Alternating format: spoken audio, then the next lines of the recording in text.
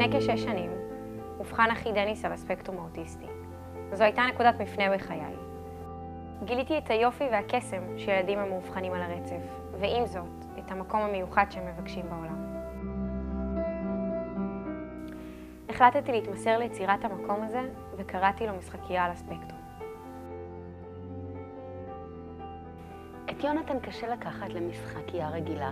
הרעשים של הילדים האחרים מפחידים אותו והוא מוצף חושית, ואז הוא מנסה לברוח או לצרוח.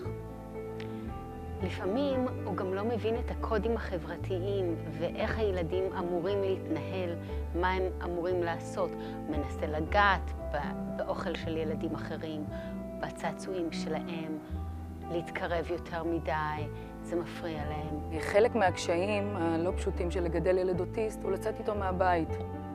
כשאנחנו יוצאים לגינה ציבורית או למשחקייה שיש בה ילדים שהם נורמטיביים, מאוד קשה לילד לתפקד בתוך מקום כזה.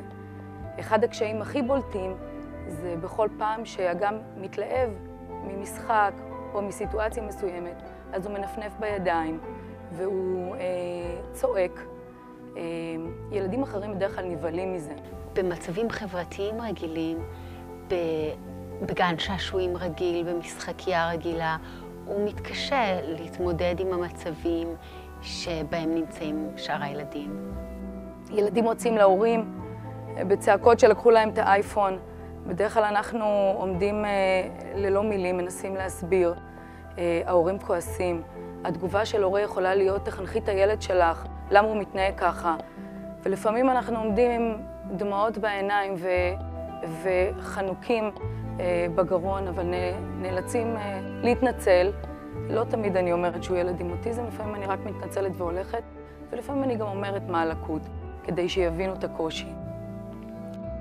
ואני תמיד חיפשתי מקום שירגיש מקום בטוח בשביל יונתן. המשחקייה היא פעילות מענה ומותאמת לילדים המאובחנים על הספקטרום האוטיסטי, ומאפשרת להם פשוט להיות ילדים.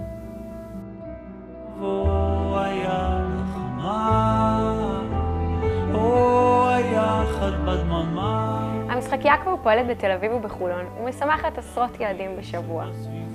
אז עכשיו אנחנו רוצים להגיע כמה שיותר קרוב אליכם, קרוב הביתה. כל אחד ואחת מכם מוזמן לבחור בעיר שלו במדרגות שיש לנו בעמוד ה-Head Start.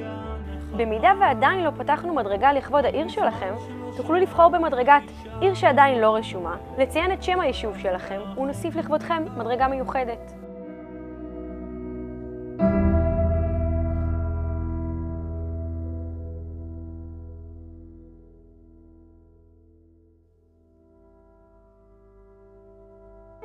המוכר והידוע, המובן מאליו.